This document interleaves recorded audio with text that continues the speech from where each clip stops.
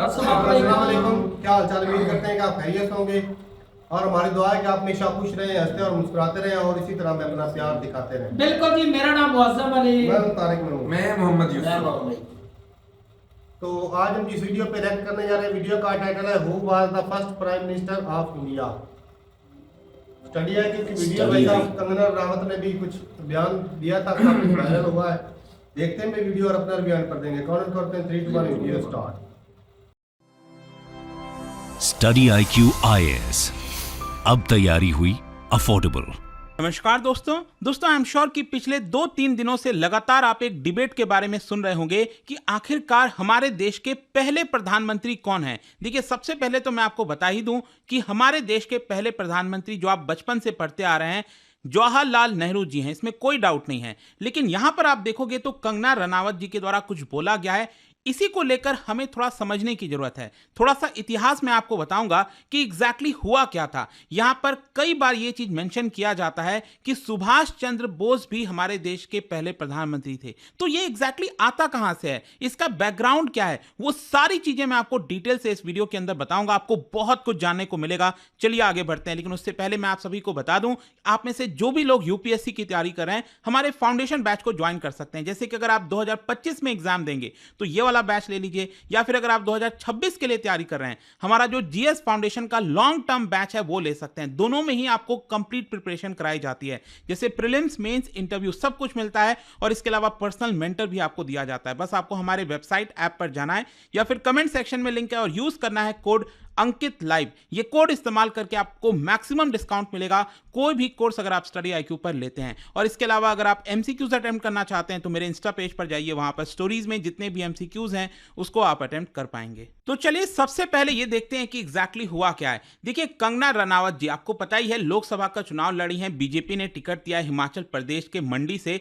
तो यहां पर क्या हुआ कि वो एक इंटरव्यू दे रही थी टाइम्स नाउ को एक इंटरव्यू देते समय यहां पर उन्होंने ये वाक्य कह दिया कि हमारे देश के पहले प्रधानमंत्री सुभाष चंद्र बोस जी थे। और इसको लेकर ये जो पूरा क्लिप था उनका, वो काफी ज्यादा वायरल हुआ। सोशल मीडिया से लेकर कई लोग मजाक उड़ा रहे थे, जो लोग सपोर्ट करते हैं वो उनको सपोर्ट कर रहे थे।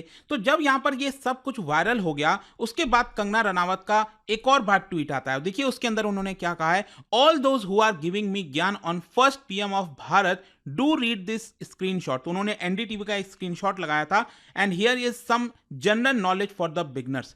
तो इसको थोड़ा चलिए समझने की कोशिश करते हैं कि आखिरकार नेताजी ने ऐसा क्या किया था, क्या उन्होंने किसी प्रकार की गवर्नमेंट बनाई थी। जी हां, मैं आपको बता दूं 1943 में सिंगापुर के अंदर 21 अक्टूबर को सुभाष चंद्र बोस ने प्रोक्लेम किया था the formation of provisional government of Azad Hind. Azad Hind मतलब फ्री इंडिया। तो ये जो प्रोविजनल गवर्नमेंट था आजाद हिंद का, वो उन्होंने फॉर्म किया था, अनाउंस किया था 1943 में। और मैं आपको बता दूं उनका एक बहुत ही जो एक बड़ा स्पीच आप कह सकते हैं ना, जो याद किया जाता है इतिहास में, तो वो सिंगापुर के अंदर जो कैथे थिएटर है उसके अंदर आप देख सकते हो, इस तरह का पिक्चर आपको देखने को मिलता है। वहां पर उन्होंने स्पीच दिया था और देखिए उन्होंने क्या कहा था, in the name of God, in the name of bygone generations who have welded the Indian people into one nation, and in the name of dead heroes who have bequeathed to us a tradition of heroism and self-sacrifice। तो इसलिए उन्होंने ये कहा कि मैं चाहता हूं, हम सब चाहते हैं कि जितने भी भारतीय लोग हैं वो हमारे बैनर के नीचे आएं और भारत को आजाद कराने में मदद करें। ऐसा उन्होंने जो स्पीच है वो 1943 में दिया था और यहीं से जो गवर्नमेंट था, गवर्नमेंट ऑफ आजाद हिंद, उसका फॉर्मेशन हो जाता है। यहां पर जो इस गवर्नमेंट के हेड थे वो बेसिकली सुभाष चंद्र बोस जी ही थे और उनके पास जो पोर्टफोलियो था, क्योंकि जाहिर सी बात है अगर आप कोई सरकार बना रहे हो तो आपका अंडर कई सारे मिनिस्टर्स होंगे, अलग अलग पोर्टफोलियोज होंगे, जैसे कि उनके अंडर में फॉरेन अफेयर्स और वॉर का पोर्टफोलियो था। फिर इसके अलावा जो फाइनेंस का इंचार्ज है वो दिया गया था AC चटर्जी को। फिर इसके अलावा यहां पर जो पब्लिसिटी और प्रोपेगेंडा का पूरा जो काम है, मिनिस्ट्री है, वो दिया गया था SA अय्यर को। और इसके अलावा जो लक्ष्मी स्वामीनाथन है उनको वुमेन्स अफेयर की जो मिनिस्ट्री है वो सौंपी गई थी। इसके साथ साथ कई सारे जो ऑफिसर्स थे आजाद हिंद फौज के, उनको भी कैबिनेट पोस्ट यहां पर दिया गया था। अब क्वेश्चन ये है कि आखिरकार ये जो सरकार बनाई गई थी ये एक्सटेंड कहां तक एक्सटेंड करती थी। देखो यहां पर कोई आपको ऐसा लैंड देखने को नहीं मिलेगा, लेकिन स्टिल जो सिंगापुर से लेकर जो मलया वाला पूरा एरिया है, मलेशिया वाला ये पूरा एरिया आप देख रहे हो, और फिर ऊपर म्यांमार तक। तो पहले क्या था कि ब्रिटिशर्स का रूल हुआ करता था, फिर यहाँ पर जापानीज आ गए और उन्होंने ब्रिटिशर्स को यहाँ से खदेड़ दिया। फिर ब्रिटिशर जो हैं वो आपका नॉर्थ ईस्ट तक ही सीमित रह गए थे, जो मणिपुर और जो पूरा इलाका है। तो यहाँ से लेकर सिंगापुर से लेकर म्यांमार तक का जो पूरा इलाका है, वहाँ पर जितने लोग रहते हैं, देखो मैं टेरिटरी की बात नहीं कर रहा हूँ, क्योंकि भारत की टेरिटरी तो यही है आपका, भारत का ये मेनलैंड हो गया। फिर इसके अलावा यहाँ पर जो अंडमान निकोबार है, लक्षद्वीप है, तो ये भारत का इलाका हो गया। लेकिन यहाँ पर जो लोग रहते थे म्यांमार, मलया और सिंगापुर के अंदर, वहां पर जितने भी भारतीय थे उनको एक तरह से इस गवर्नमेंट के अंदर शामिल, मतलब कि वो इसी गवर्नमेंट का पार्ट थे। फिर इसके अलावा यहां पर सुभाष चंद्र बोस ने यह भी बोला था कि म्यांमार के बाद फर्दर जब जापानीज आर्मी अटैक करेगी, मतलब नॉर्थ ईस्ट में, मणिपुर में आपको पता ही है जापानीज आर्मी पहुंच गई थी, तो जैसे जैसे कैप्चर होता जाएगा एरिया, वो आजाद हिंद के गवर्नमेंट के अंडर में आ जाएगा, ऐसा सुभाष चंद्र बोस जी ने बोला था। अब इसके अलावा आई एम श्योर कि आप सभी ने सुना होगा कि यहां पर अंडमान निकोबार आइलैंड का भी जिक्र आता है, तो उसका यहां से क्या रिलेशन है।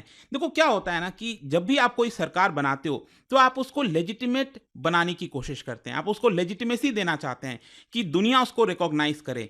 जो आप सरकार बना रहे हो जिस एरिया का, अगर आपके पास उसका लैंड नहीं है तो जाहिर सी बात है ना, वो सरकार तो बस बोलने के लिए है। तो यहां पर आपको समझना है कि सुभाष चंद्र बोस जी चाहते थे कि इसको लेजिटिमेसी दिया जाए, और इसीलिए यहां पर अंडमान निकोबार का जो पूरा रिलेशन है वो आपको देखने को मिलेगा। और यहां पर क्या था कि जो जापानीज फोर्सेस थी, उन्होंने ये जो एरिया है अंडमान और निकोबार का, वो एक्चुअली सौंप दिया था सुभाष चंद्र बोस का जो आजाद हिंद सरकार है उनको, और ये एक तरह से उनके अंडर में आ गया था, सुभाष चंद्र बोस के जो सरकार है उसके अंडर में आ गया था।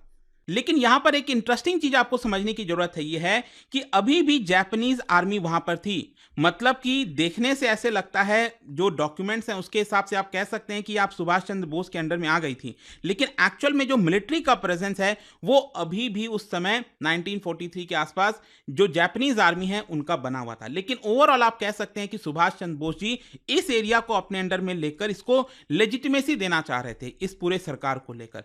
फिर इसके अलावा यहां पर उन्होंने कई नागरिकों को, जो भारतीय नागरिक रहते थे साउथ ईस्ट एशिया के अंदर, उनको सिटीजनशिप भी सौंपी थी। अकेले बताया जाता है कि मलया के अंदर, वो जो पूरा एरिया है मलेशिया वाला, वहां पर 30,000 जो भारतीय थे आए हुए थे, उनको सिटीजनशिप प्रोवाइड किया गया था।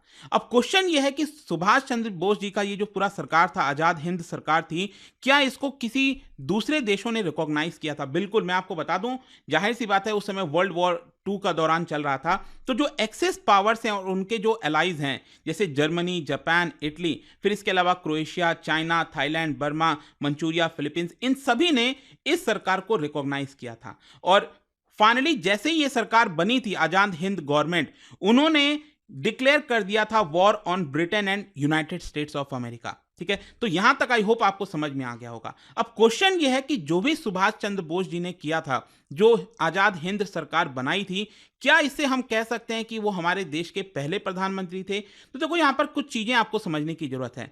कई बार ऐसा मोड़ आया है, कई बार ऐसी चीजें देखी गई हैं दुनिया के अंदर, जब यहां पर प्रोविजनल गवर्नमेंट का गठन किया गया है। गवर्नमेंट इन एग्जाइल आपने अक्सर सुना होगा। फॉर एग्जाम्पल आपने देखा होगा तिब्बत को लेकर। एक्चुअली अगर आप देखिए तो ये जो तिब्बत का पूरा इलाका है, इसको चाइना ने कैप्चर कर रखा है। तो यहां पर भारत में हिमाचल प्रदेश के अंदर एक सरकार चलती है जिसको कहा जाता है सेंट्रल तिब्बतियन एडमिनिस्ट्रेशन। ठीक है, हिमाचल प्रदेश के धर्मशाला में, आपको पता ही है दलाई लामा भी वहां पर रहते हैं। तो उनका एक तरह से यह कहना है कि जो तिब्बत है उसको आज़ादी मिलनी चाहिए चाइना से, और इसीलिए हमारा जो सरकार है, जो तिब्बत का सरकार है, वो हिमाचल प्रदेश के धर्मशाला से चलता है। और मैं आपको बता दूं, ये जो सरकार है ना धर्मशाला के अंदर, उनका खुद के प्राइम मिनिस्टर भी हैं तिब्बत के, उनका खुद का पार्लियामेंट भी है जो कि वहां से चला करता है, जो कि चाइना हमेशा इसको क्रिटिसाइज करता रहता है। लेकिन मैं आपको बेसिकली यहां पर यह बताना चाह रहा हूं कि इस तरह के कई बार ऐसे मौके आते हैं, कई बार मोड़ आते हैं, जब यहां पर प्रोविजनल गवर्नमेंट बनाया जाता है, इसको लेजिटिमेट बनाने की कोशिश की जाती है। उसी प्रकार से 1943 का जो प्रोविजनल गवर्नमेंट था सुभाष चंद्र बोस जी का, ये एक तरह से आप कह सकते हैं सिंबॉलिक एक्ट था, और कहीं ना कहीं कुछ पॉलिटिकल कंसिडरेशंस को ध्यान में रखते हुए बनाया गया था। और साथ ही साथ सुभाष चंद्र बोस जी ने प्रोक्लेम किया था ये जो आजाद हिंद गवर्नमेंट है, उनको एक तरह से लेजिटिमेसी मिल सके, इसलिए ये सारी चीजें करने की कोशिश की गई थी। लेकिन यहां पर आपको अल्टीमेटली ये समझना है कि किसी भी सीरियसनेस में आप ये नहीं कह सकते कि ये गवर्नमेंट ऑफ इंडिया थी। गवर्नमेंट ऑफ इंडिया फाइनली जब देश आजाद होता है तभी बनती है, और इसका दो मेन कारण है। मैं आपको रीजन भी बताता हूं। पहला कारण यह है कि जो गवर्नमेंट बनाई गई थी सुभाष चंद्र बोस जी के द्वारा, वो आपका वाइडली एक्सेप्टेड नहीं था। क्योंकि जब आप कोई भी सरकार बनाते हो ना, तो जब तक दुनिया में उसको वाइडली एक्सेप्ट नहीं किया जाता, जैसे कि फॉर एग्जांपल आज के डेट में ताइवान आप देख लीजिए। ताइवान अपने आप में एक इंडिपेंडेंट देश तो है, वो आइलैंड जो है अपने आप में इंडिपेंडेंट है, लेकिन क्या पूरे दुनिया में उसको कितने देश रिकॉग्नाइज करते हैं? हार्डली मेरे ख्याल से 12-13 के आसपास ही देश रिकॉग्नाइज करते हैं, और बाकी भी जो जितने हैं वो धीरे धीरे चाइना की तरफ आते जा रहे हैं, तो उतनी लेजिटिमेसी नहीं है। फिर यहां पर अब आप समझिए कि जो आजाद हिंद सरकार थी, उनको कुछ देशों ने रिकॉग्नाइज किया था, जो एक्सेस पावर्स थी उन्होंने रिकॉग्नाइज किया था, लेकिन उनका खुद का वो मोटिव था, क्योंकि वो ब्रिटेन के खिलाफ लड़ रहे थे, अमेरिका के खिलाफ लड़ रहे थे। और जैसे ही वर्ल्ड वॉर खत्म होता है, आप देखिए उन्होंने अपना जितना भी सपोर्ट था उसको खत्म कर दिया, हटा दिया। तो इसे क्या दिखाता है कि यहां पर दुनिया में इस चीज को एक्सेप्ट नहीं किया गया था। फिर दूसरा कारण यह भी है कि देखिए यहां पर जो इंडियन टेरिटरी का होल्ड होना चाहिए ना, कंट्रोल होना चाहिए, वो आजाद हिंद गवर्नमेंट के पास नहीं था। हाँ, छोटा सा इलाका जो अंडमान आप कह सकते हैं वो था, लेकिन अगेन वहां पर भी मैंने आपको क्या बोला, जो जापानीज ऑक्यूपेशन था वो अभी भी बरकरार था उस समय। मतलब कि जो जापान की मिलिट्री थी वो अभी भी अंडमान निकोबार आइलैंड पर मौजूद थी। तो एक तरह से आप कह सकते हैं कि यहां पर जो पहले प्रधानमंत्री हैं, इसमें कोई डाउट नहीं है गवर्नमेंट ऑफ इंडिया के, वो नेहरू जी कहलाते हैं। खैर, जो भी फैक्ट्स था वो मैंने आपको बता दिया। आपका क्या सोचना है इसको लेकर, आप मुझे डेफिनेटली कमेंट सेक्शन में बताइए।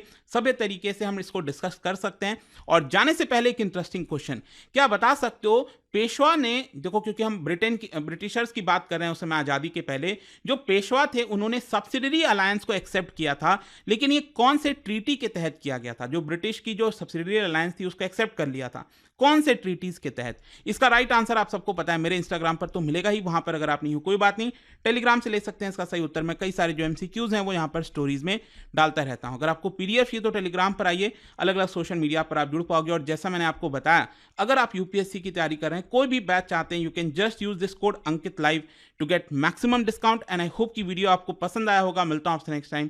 Till then, thank you very much, see you soon. Study IQ IAS, अब तैयारी हुई अफोर्डेबल।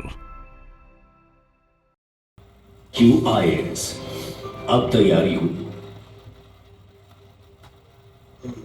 चलें जी, वीडियो खत्म हो गई भाई साहब। ये तो वीडियो काफी खतरनाक थी, बल्कि सीखने वाली वीडियो थी। इससे पता चलता है भाई साहब, वो हमने वीडियो एक देखी थी जिसमें ना सारा तरीकाकार बताया था कि किस तरह सुभाष चंद्र बोस को नजरबंद किया गया, फिर वो किस तरह रात को निकले, घर वालों को भी पता नहीं चलने दिया, उनका खाना जाता था कमरे में, उसकी फैमिली वाले खा जाते थे, तो वो किस तरह वो निकले वहां से। फिर वो बाद में वो चावल ये होता था कि वो कमरे में ही है। हाँ, जर्मनी गए, फिर जापान गए, इस तरह का घूम। हाँ, वहाँ पर जो इंडियन थे उनको मिलाने की कोशिश, एक आर्मी बनाने की कोशिश की ब्रिटिश के खिलाफ लड़ने खुद को प्राइम मिनिस्टर भी डिक्लेयर किया गया, जो भी हिंदुस्तानी मुख्तलिफ कंट्री में थे। तो इससे भाई साहब मेरे ख्याल में जो सर ने भी बोला है कि एक तो अब कोई प्राइम मिनिस्टर बन जाए, पहले नंबर तो उस वक्त इलेक्शन नहीं था कि भाई कोई इलेक्शन हो गया है कि आप चुन के किसी प्राइम मिनिस्टर बना रहे हैं, वो भी नहीं है। इंडिया के जो इलेक्शन मेरे ख्याल में 1950-51 में हुए, 51 भी तकरीबन इधर ही तकरीबन उस वक्त पहले जो इलेक्शन हुए थे। पहले वैसे नेहरू जी को बना दिया गया था, वो तो सारों के वो प्राइम मिनिस्टर नहीं थे, लेकिन वो लीडर बना दिया गया था। लेकिन जो पहले इलेक्शन वो तो 1950-51 में तकरीबन हुए थे। पहले प्राइम मिनिस्टर अगर देखा जाए तो कानूनी तौर पर भी 1947 में आज़ाद होता है कंट्री, उसके बाद जो प्राइम मिनिस्टर बनते हैं 51 से वही बनाया गया, इलेक्शन करवा। कुछ भाई क्लेम करते हैं कि सरदार वल्लभ भाई पटेल को क्यों नहीं बनाया गया, ये भी कहते हैं कि उनकी एज भी काफी हो गई थी। नो डाउट भाई साहब कि गांधी जी का जो रुझान था नहीं गया था, उनकी तो डेथ हो गई थी, बिल्कुल डेथ होगी। नहीं वो सुप्रीम लीडर होता है ना, जिसको बना दिया जाता है कि भाई आप भाई, अब इसमें तो दूसरों का तो कसूर नहीं है यार, डेथ तो वैसा इस हिसाब से अगर कैरी आदम की भी होगी, वो जिंदा रहते तो शायद वो बन जाते। हाँ, वो तो अगर वो जिंदा रहते तो वो बन जाते। नहीं, कुछ लोग कहते हैं कि आपने गांधी ने नेहरू को क्यों बनाया, वो जो जो भाई अब मजबूरी थी, उसके मध्य मुकाबिल को लीडर था ही नहीं, यही बात है। यही कहते हैं अगर भाई मध्य वल्लभ भाई मुकाबिल पटेल वो उस वक्त थे, उनको क्यों नहीं बनाया गया? वो फौत हो चुके थे, नहीं थे। लेकिन 47 के बाद से 51 तक भाई साहब लीडर कौन था? वो प्राइम मिनिस्टर थे ना, दूसरा नेहरू जी। बाकी भी बात बात करें, है। उन्होंने जो भी हुकूमत की आइलैंड पे की करी इस तरह, अब तो देखा जाए तो मौजूदा दौर की अगर बात करें, ऋषि सुनाक जो है वो हिंदू लीडर हैं, मतलब वो कोई कहीं ना कहीं पर हिंदुस्तान के लोग भी हैं, कनाडा में, पूरी दुनिया में, अब वो क्लेम करते हैं शुरू की यहाँ हिंदुस्तान से आए हैं और हमारी हिंदुस्तान में हुकूमत है। इससे मैं कहता हूँ ये नॉनसेंस वाली बात सवाल है। ही नहीं पैदा होता। लेकिन ये थे कि ऐसी सुभाष चंद्र बोस वो भाई एक लीडर थे, और वो जो उनकी रिस्पेक्ट है कंट्री के लिए, वो जो कुर्बानियां उन्होंने जो दी फौरी है, मामलात थे, ये जंगी मामलात थे, को वो थोड़ा सा इकट्ठा संभाल किया। भी रहे थे। ये चीज भी है कि वो हिंदुस्तान के कुछ मामलात संभाल भी रहे थे, उनको पावर दी गई। अब जिनकी कुर्बानियां हैं वो जाया थोड़ी ना हो। नहीं भाई साहब, रिस्पेक्ट है भाई बॉस के अपनी लिए। अपनी जगह पर भाई साहब इंडिया जितने लीडर उस टाइम में थे भाई साहब, अपनी अपनी जगह अपनी अपनी सीट का उन्होंने अच्छे से इस्तेमाल किया। जी बिल्कुल, आज देश के लिए। अच्छा, आज तो- देश के लिए कई भाई ना क्लेम जो सारा ना बोझ कांग्रेस पे डाल देते हैं। भाई साहब सुभाष चंद्र बोस भी थे, चलो उनकी डेथ तो पहले से हो गई, लेकिन वो भी थे, सरदार वल्लभ भाई पटेल भी कांग्रेस के थे, ही ना, जो भी थे जाम करके थे। पार्टी एक ही थी। हाँ बिल्कुल। तो अच्छा, वो भी थे, सुभाष चंद्र बोस भी थे, सरदार वल्लभ भाई पटेल भी थे। उस वक्त फिर पाकिस्तान की अलग रेजोल्यूशन पास क्यों होने दी इन लोगों ने? हाँ, सवाल तो बात में ये भी तो थे भाई, जाके बैठ लो, हो ना हो। तो ये जो सूरत थी भाई, ब्रिटिश का काम था, उन्होंने किया है। ना ये गांधी के हाथ में था, ये ना ये नेहरू के हाथ में था। हाँ। इनके- सरकार किनकी थी भाई साहब? गांधी जी का तो यही डायलॉग था, भाई साहब हिंदुस्तान के टुकड़े करने से पहले मेरे लाश पे से गुजरना पड़ेगा। हाँ। ये भी इनका बहुत फेमस है बात। बाकी भाई यार जब भगत सिंह को फांसी दी गई, ये वकील सारे कौन थे उस वक्त? ये मौजूद थे ना, गांधी जी भी थे, वो एक कायदे आज़म भी थे, दूसरे एक जज था, नाम उसका भूल रहा नेहरू हूं। भी मेरे ख्याल में वकील थे। हाँ नेहरू वकील थे, एक मुस्लिम जज था। वो फांसी के बाद उन्होंने इस्तीफा दे दिया कि मैं ऐसे पोस्ट का क्या करूंगा जो मैं अपने भारतीय भाई को, अपने इंडियन भाई को बचा ही नहीं सका, और बगैर किसी वजह के उस पर कोई आरोप साबित भी नहीं हुआ, बस सजा क्यों हो? फांसी दे दी। लेकिन मौजूद उस वक्त ये वकील भी थे, तो पावर तो भाई जिसके हाथ में थी वो पावर का गलत इस्तेमाल कर रहे थे। आज भी कर रहे हैं। लेकिन भाई बोस का आजादी में बहुत बड़ा हाथ था इसमें भाई साहब, कोई दो नहीं रहे, नहीं कोई दो लेकिन नहीं अगर रहे। वो हिंदुस्तान के देखा जाए तो मौजूदा जो एरिया है, यहाँ पे तो सिर्फ अंडमान निकोबार पे इनकी हुकूमत थी, दूसरे पे तो उनका कहीं पर कब्जा भी नहीं था। सही बात है। और गिने चुने कंट्रियों ने उसको एक्सेप्ट किया था। हाँ, ये वो भी जो ब्रिटिश के खिलाफ खड़े थे, हाँ। नुकसान हो गया क्योंकि वो वो दुश्मनी की भावना में, हाँ। दुश्मनी की भावना में। चलें जी, ठीक है भाई, अपनी रात रूप बताएगा कमेंट सेक्शन में। पहले प्राइम मिनिस्टर तो भाई साहब तो नेहरू जी थे, वही थे। बाकी सुभाष चंद्र बोस क्या सिंगापुर कौन सा कंट्री बोर्ड थे, सिंगापुर वहां पर अगर क्लेम करते हैं तो इससे वो हिंदुस्तान के प्राइम मिनिस्टर नहीं बन जाते। सिंगापुर दो साल के का 1943 की बात हाँ। उसने जो स्पीच दी थी बता दी तत्कालीन वही तो। चले जी ठीक है भाई, अपनी राय जरूर बताइएगा कमेंट सेक्शन में, अपनी राय जरूर बताइएगा। मिलते हैं वीडियो के साथ, तब तक के लिए इजाजत दें। अल्लाह हाफ़िज़।